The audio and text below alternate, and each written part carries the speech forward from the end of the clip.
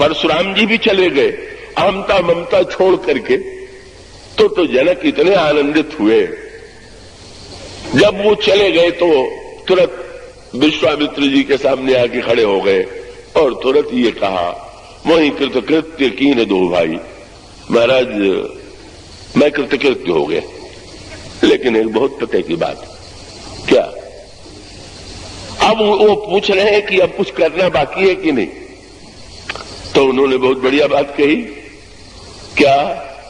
बोले टूटत ही धनु भयउ विबाहु, धनुष टूटते ही विवाह तो हो गया।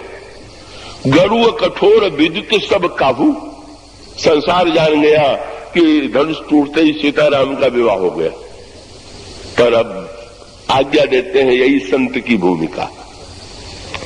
तदपि जाई तुम करहु अब, जथा वंश व्यवहार, बूझी विप्र कुल वृद्ध गुरु, वेद विदित आचार। विवाह तो हो गया, फिर भी तुम विवाह की तैयारी करो। जब विवाह हो गया तो अब विवाह की तैयारी क्या करना। अब तो जनक जी को चाहिए कि रथ पर बैठा करके श्री राम और सीता को वहीं से सम्मान पूर्वक अयोध्या विदा कर दे। पर नहीं, सूत्र ये है कि ये जो सच्चे महापुरुष होते हैं स्वयं कृतकृत्य होकर के ही शांत होकर नहीं बैठ जाते, उस कृतकृत्यता का आनंद दूसरों को भी तो मिले। बस ये मूल सूत्र है। फिर से विवाह का जो प्रसंग जोड़ा गया, कोई आवश्यकता नहीं थी। पर विवाह प्रसंग का अभिप्राय यह है कि भाई जनकपुरवासी निष्काम लोगों ने तो विवाह का रस ले लिया, पर जो सकाम व्यक्ति हैं, जो दूर हैं, वो भी तो इस विवाह का आनंद ले लें।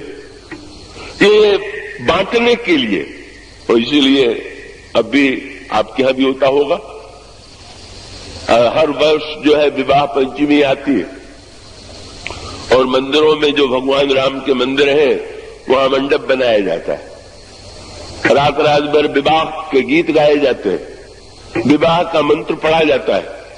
सीता जी और श्री राम का विवाह होता है। आपने विचार करके देखा इसकी क्या आवश्यकता है। आप विवाह पंचमी को विवाह की वर्षगांठ के रूप में याद कर लीजिए कि त्रेता युग में आज के दिन विवाह हुआ तो ये ठीक, पर बारात भी निकल रही है। मैं तो कई बार श्री अवध में सम्मिलित हुआ हूं, शाम के समय वहां श्री राम की बारात भी निकलती है। मंदिर में रात भर विवाह के मंडप में विवाह भी होता है। तो विवाह हो गया कि होना बाकी है? हो गया तो ये क्या हो रहा। एक भक्त जो है भगवान के विवाह के लिए मंडप बना रहा था। किसी स्थूलता युक्त व्यक्ति ने देख करके कहा, क्या हो रहा है?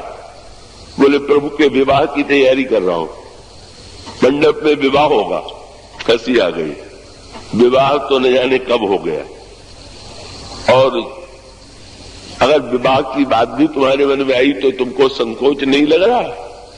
ऐसे ही मंडप था जनक का, सोने और मणि का मंडप। उस मंडप में विवाह हुआ और तुम केले के खम्भे और बांस गाड़ करके मंडप बना रहे हो और अब विवाह करोगे।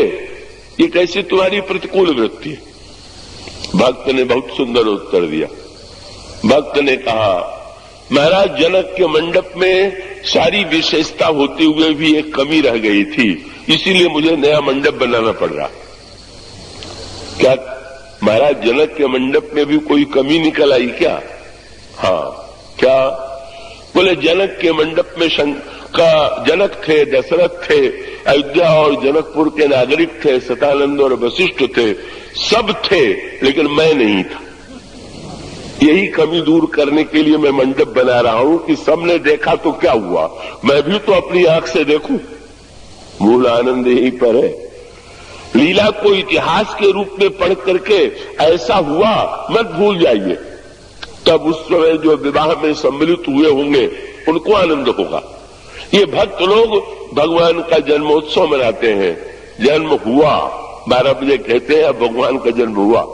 विवाहोत्सव मनाते हैं, कहते हैं भगवान का विवाह आज मैं इस मंडप में करूंगा। और इसका अभिप्राय यह है कि अगर कोई महापुरुष बड़ा व्यक्ति जो है स्वयं आनंद पाले पर वो आनंद अगर दूसरों को न मिले, कोई आकर के आपके सामने वर्णन करने लगे कि आज तो वहां पर भोज था और ये वस्तुएं बनी हुई थी, तो भाई उन वस्तुओं का वर्णन सुनकर के क्या सुनने वाले का पेट भर जाएगा क्या? उसका तो पेट तब भरेगा जब उसके सामने भी वो व्यंजन परोसा जाए। तो विवाह बार बार हुआ। पहले पुष्पवाटिका में विवाह हुआ, लेकिन उस विवाह को देखने वाले बड़े गिने चुने थे, पुरुष तो कोई था ही नहीं, लक्ष्मण जी को छोड़कर। वहां श्री सीता और श्री राम का दिव्य विवाह हुआ, भावनात्मक रीत से, जिसकी चर्चा कल चली थी। अब वहां तो आनंद मिला लक्ष्मण जी को, पर अभी जनक का आनंद अधूरा। उनका आनंद तब पूरा होगा जब धनुष टूट गया, और धनुष टूट गया तो फिर ऐसी स्थिति में जनक का आनंद पूरा हो गया। लेकिन इसके बाद वे विश्वामित्र कहते हैं कि तुम्हारा आनंद तो पूरा हो गया, पर अभी तो अयोध्या वासियों का आनंद अधूरा। अभी तो तुमने अपने मंडप में विवाह किया और तुमने उस विवाह का आनंद लिया, पर अब ऐसा मंडप बनाओ कि जिसमें जनकपुर के साथ साथ अयोध्यावासी भी एकत्र हो और वो भी विवाह का रस, विवाह का आनंद पावे। बात यह है कि अगर विवाह होना है तो एक ही बार होना, लेकिन जहां विवाह न हो के विवाह की लीला हो रही हो तो 1000 बार नहीं, लाख बार कीजिए। लीला में यही तो आनंद है। इसीलिए अब बारात बुलाई गई, निमंत्रण भेजा गया, और उस निमंत्रण को पाकर के महाराज श्री दशरथ गदगद हो गए। अयोध्यावासी आनंद में डूब गए।